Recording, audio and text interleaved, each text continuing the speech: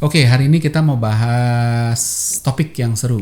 Jadi kita ngomongin pricing and promotion strategy, tapi dilihat dari perspektif neuromarketing, behavioral science gitu ya. Jarang-jarang nggak banyak yang ngomong soal ini. Saya pun juga nyiapinnya juga lumayan hati-hati banget karena topiknya kompleks gitu, tapi menarik. Karena banyak orang senang bermain dengan pricing dan promotion strategy. Nah, ini kontennya karena panjang, saya bagi jadi 3 episode. Satu episodenya ini mungkin juga panjang gitu, tapi nggak apa-apa kita bagi 3. Pertama kita ngomongin soal mindsetnya dulu, framework cara pikirnya gimana. Gitu. Saya mungkin akan ngebuka dengan satu pertanyaan gitu ya. Kalau kita punya barang, punya brand, harga produksinya 10 juta. Terus habis itu ada pesaing yang jual barang yang mirip-mirip gitu ya. Range-nya antara 11,5 juta sampai 14 juta. Beda-beda, ada brand A, kita brand A ya. Brand B jualnya 11,5 mungkin, brand B mungkin 12, mungkin 13, brand C mungkin 14 dan sebagainya gitu ya.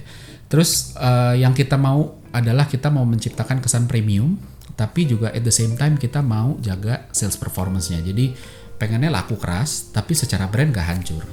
Nah, terus abis itu ada beberapa opsi. Ada 3 opsi. Opsi pertama adalah jualnya 10,5 juta, gitu ya. Jadi produksinya 10 juta, dijual 10,5 juta, artinya profit 5%. Yang kedua adalah jualnya 12,5 juta.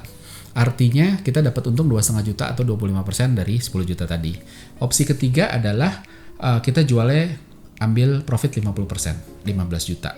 Kita ngelihat ya, orang marketnya tadi ada yang 11,5 ya, ya dari 11,5 sampai 14. Jadi apakah kita potong di paling bawah atau potong di paling atas? Tapi kuncinya adalah performance salesnya harus bagus, tapi at the same time brandnya juga nggak boleh rusak, nggak boleh kelihatan ini kok kacangan ya, nggak premium ya, compare to yang lain. Ada yang memilih 10,5 aja deh gitu. Oke, kalau milih 10,5 terus habis itu 10,5 yang mana?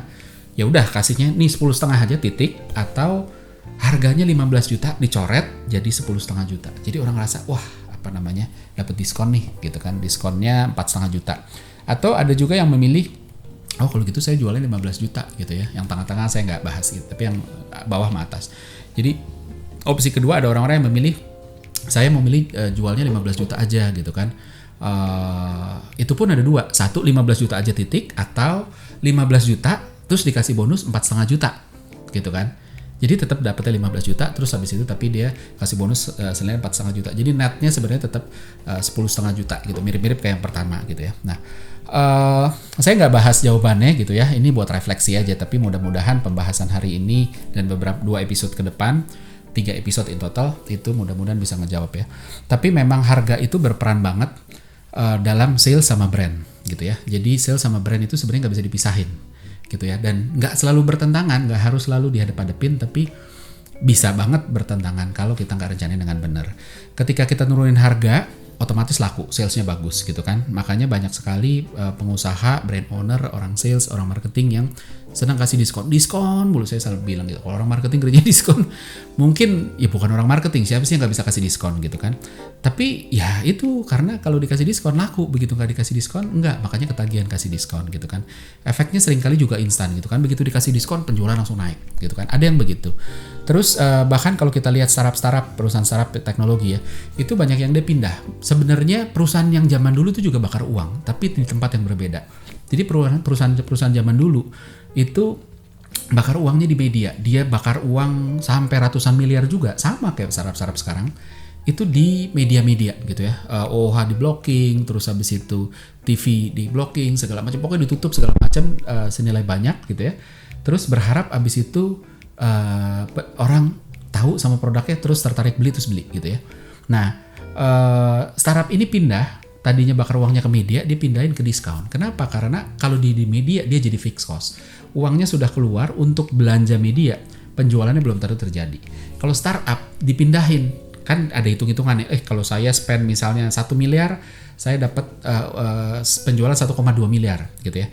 Nah, daripada begitu, saya diskon aja misalnya. Barang saya yang harganya 1 juta, 1,2 juta, saya jual 1 juta gitu, atau kebalik, harganya pokoknya cost-nya, rasionya itu disamain 1 sama 1,2 M itu dilempar dalam bentuk diskon gitu ya.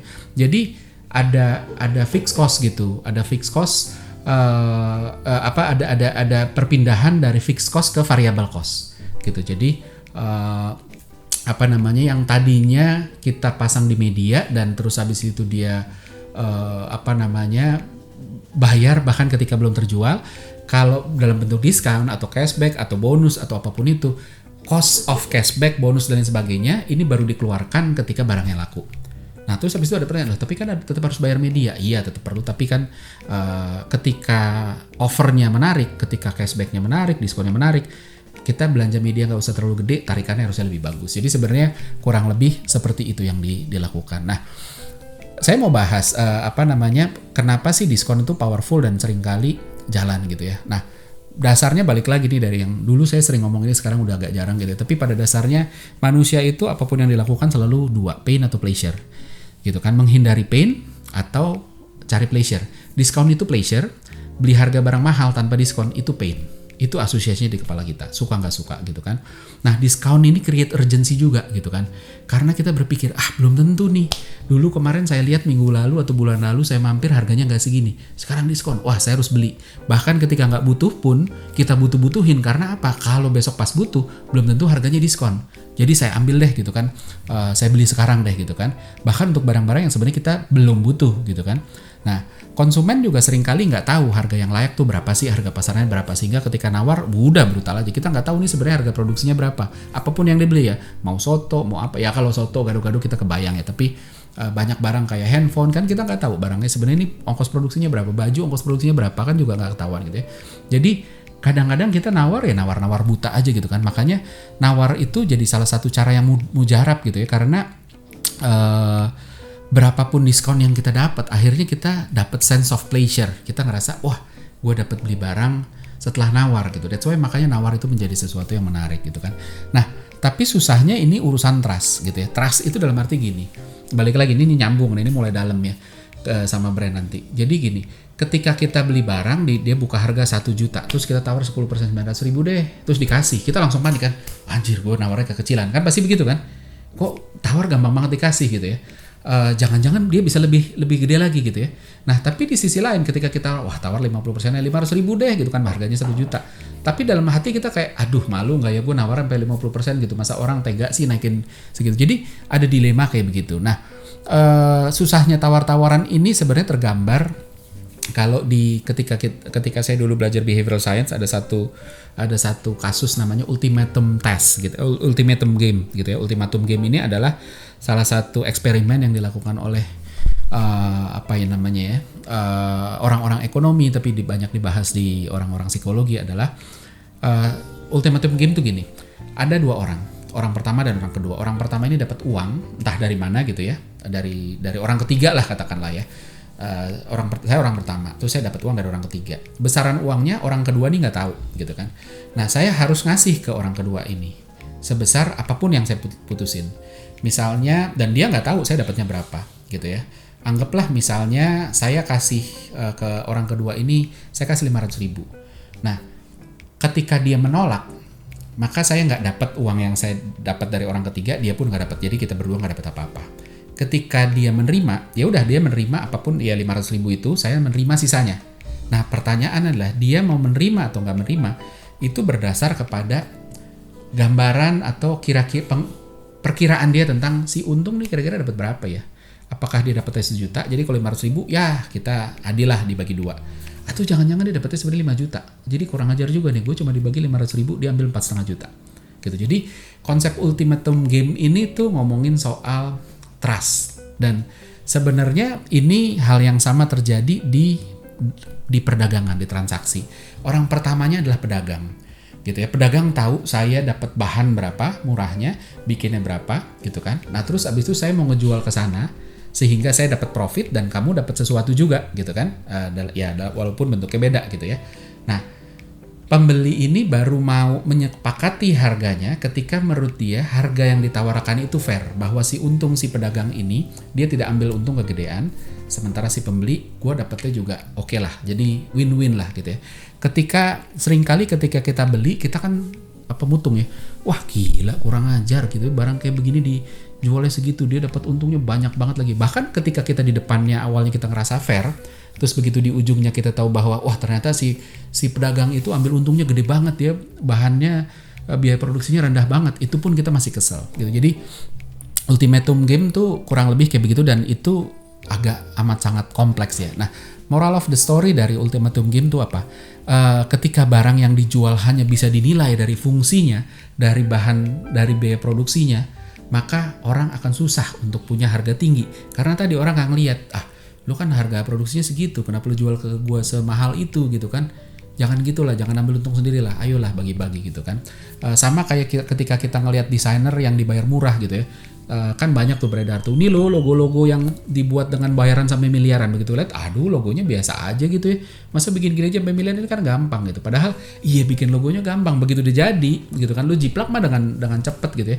Tapi waktu bikin, cari idenya, segala macemnya itu nggak semudah itu, dan itu yang dihargai. Sama juga kalau kita ke dokter gitu kan, kan sering ya orang keluar dari dokter, parah dokter itu cuma dipegang-pegang begitu aja mahal gitu ya. Padahal pegang-pegangnya murah gitu ya, tapi tahu mana yang harus dipegang itu yang mahal gitu kan.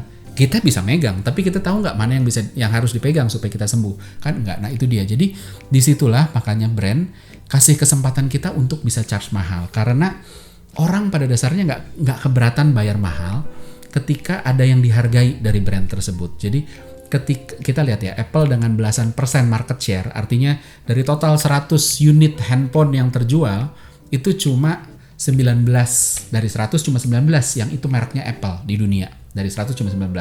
Tapi dari 100 juta, misalnya profitnya itu 100 juta, 60 jutanya itu masuk ke kantongnya Apple. Jadi hanya dengan jual 19 unit dari 100, dia dapat 60 juta dari 100 juta profitnya gitu. Jadi luar biasa. Apple nggak pernah ngomongin spek, bisa dibandingin apa enggak gitu kan, sehingga dia nggak bisa diukur mahal murahnya. Mana pernah Apple pakai prosesor yang sama dengan Android, mana pernah Apple pakai screen yang sama, teknologi screen yang sama dengan Android. Dengan begitu dia bisa lepas dari perbandingan, dia tidak dibandingkan, dia tidak bisa ini kok mahal ya, yang ini aja murah dan sebagainya. Dia masuk ke experience, dia masuk ke brand, dia masuk ke benefit gitu. Jadi dia dorong orang untuk fokus sama brandnya. Nah, ketika brand kita nggak kuat, maka orang lari ke biaya produksi. Kira-kira berapa sih dia untuk bikin ini, dan segitu saya mau menghargai brand ini. Tapi ketika kita kuat terhadap apa yang brand ini bisa berikan ke dia, bukan apa yang dibutuhkan untuk menciptakan brand ini, maka hasilnya beda. Saya ulang ya, jadi gini, ketika kita nggak ngebangun brand, orang fokus untuk menilai sebuah barang, sebuah brand dari berapa sih biaya yang ditentukan untuk ngebangun brand ini, gitu ya, ngebangun produk ini, bukan brand, ngebangun produk ini. Misalnya, biayanya 1 juta, oke lah kalau kayak gitu saya belinya 1,2 juta, saya kasih kamu profit 20%, gitu ya. Tapi ketika kita ngebangun brand, maka kita shifting orang, bukan fokus sama biaya produksinya, tapi sama apa yang saya dapat sebagai pembeli. Saya ketika beli brand ini, saya kelihatan keren, saya dipandang, saya bisa ngelakuin tugas dengan luar biasa baik dan lain sebagainya. Sehingga saya tidak menilai dari berapa biaya produksinya, tapi berapa benefit yang saya dapatin, yang saya rasain, baik itu fungsional, emosional, dan lain sebagainya. Jadi pricing sama brand tuh connect-nya di sana ya. Mudah-mudahan cukup ngerti. Nah, selanjutnya ada beberapa fun fact nih saya ceritain gitu ya. Jadi saya pernah baca di satu buku gitu. Ada satu toko, dia jual handmade watch, jam, arloji gitu ya. Harganya kompetitif, ini di Swiss ya. Terus dia buka toko di daerah turis. Nggak laku-laku gitu ya. Nggak laku-laku, udah turunin harga masih nggak laku. Terus mulai putus asa dan kontraknya udah mau habis, ini bulan terakhir. Terus bosnya bilang sama anak buahnya bilang, gue coba liburan dulu ya, coba cari inspirasi, mungkin ada sesuatu yang bisa nolong kita. Titip ya, kalau nggak bisa ya udah akhir bulan gue balik ke sini, kontrak habis ya kita harus tutup gitu. Oke, ya udah. Bosnya pergi, asistennya manage toko, selama ini yang manage itu kan bosnya, kali ini asistennya gitu kan, udah diajarin gimana caranya dan lain sebagainya. Begitu di akhir bulan bosnya balik, dia nggak dapet ide, gue nggak dapet ide, tapi asistennya bilang nggak apa-apa bos gitu kan, kita ini real story ya, dia bilang kita punya penjualan bagus bulan ini. Loh kok bisa gitu, lu kasih diskon ya? Enggak gitu kan, dia cari tahu kenapa. Ternyata secara tidak sengaja si asisten ini salah taruh harga yang tadinya panel harga atau daftar harga yang tadinya itu mahal untuk produk yang lain ditaruh di tempat yang barangnya murah. Jadi barang yang tadinya murah ditempelin harga mahal dan barang itu terjual luar biasa mahal. Nah, dari situ bisa disimpulin bahwa orang dari dulu nggak mau beli, bahkan ketika banyak turis lewat, adalah karena nggak percaya. Wah, persepsinya ini nggak bagus nih, pasti kok harganya cuma segitu. Apalagi toko-toko tetangga kayaknya bagus-bagus aja. So moral of the story adalah orang sering kali nggak tahu value-nya berapa terhadap satu barang, gitu kan. Kita ngukur dari apa yang bisa diukur. Ketika sekelilingnya mahal, itu dijadikan benchmark bahwa harusnya harganya segitu. Sehingga ketika kita murah, kalau murahnya sedikit-sedikit, oke. Kalau enggak ya enggak, gitu ya. Nah, ada part yang belum terjawab sebenarnya di sana, gitu kan. Saya terusin ke cerita kedua. Cerita kedua adalah waktu saya pertama kali nulis buku, awal-awal nulis buku, terus habis itu baru dipublish, terus ada satu orang bertanya kepada saya, gitu kan, Japri, Pak, saya mau buka coffee shop, rata-rata harga coffee shop itu 25.000 per cangkir, gitu ya. Nah, kalau saya sebagai harga perkenalan saya kasih 5.000 aja biar orang coba, nanti begitu orang udah rame baru saya naikin ke harga normal 25.000, kira-kira gimana? Nah, prinsipnya sebenarnya ketika produknya bagus, pricing strategi, promotion strategi itu bisa bagus gitu. Karena orang bisa coba dulu terus habis itu, wah enak balik lagi gitu ya, itu satu.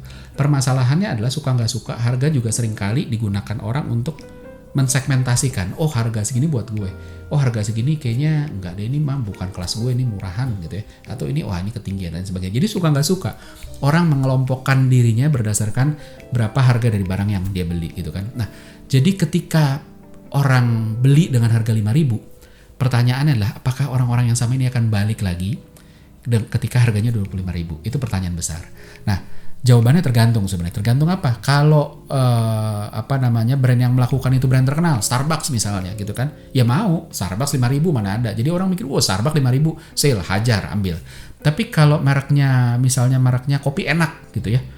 Apa merek kopi enak tuh apa sih gitu kan, kita juga jadi aduh nggak deh gitu kan. So kesimpulannya adalah ketika brand belum jelas, harga jadi pembeda segmen gitu ya. Jadi ketika kita salah pricing, maka kita nangkepin segmen yang berbeda, dan ketika kita berusaha pindah segmen, maka kita harus mulai dari nol karena segmen yang tadi yang kita akuisisi di awal itu segmen yang berbeda. Sementara ketika kita brandnya udah terkenal, segmennya sudah terbentuk dari brand. Jadi segmen itu ditentukan oleh dua, harga dan brand setidaknya ya, nanti ada banyak lain lagi gitu. Tapi ketika brandnya sudah terkenal, itu sudah punya segmen sendiri. Dan ketika harganya jatuh, itu dianggap sebagai bergain, sebagai kesempatan, wah bolehlah gue coba. Jadi saya nggak bilang bahwa, walaupun seringkali saya bilang hati-hati lo pricing, promotion, aduh jangan diskon-diskonan deh. Tapi sebenarnya it's okay, selama brandnya udah dibangun. Ketika brandnya belum dibangun, maka ya akhirnya jadi berbahaya gitu ya. Nah, itu pelajaran yang kita bisa dapat hari ini, bahwa sebenarnya harga itu nggak sesimpel cuma sekedar naro, terus nggak sesimpel ketika kita diskon terus habis itu harganya naik, karena ada impactnya ke depan. Apakah ini ngebatasin segmen kita atau enggak dan lain sebagainya. Jadi harus hati-hati banget, dan kita harus ngerti kapan harus bangun brand, kapan harus kasih diskon, dan gimana cara mainnya dan sebagainya. Masih ada 2 episode ke depan masih ngomongin pricing and promotion strategi dari neuromarketing and behavioral science perspective. Kita di 2 episode depan akan ngomongin soal trik-trik atau teknik-teknik yang in actionnya tuh gimana sih dari pricing and promotion strategi dari behavioral science and neuromarketing perspective.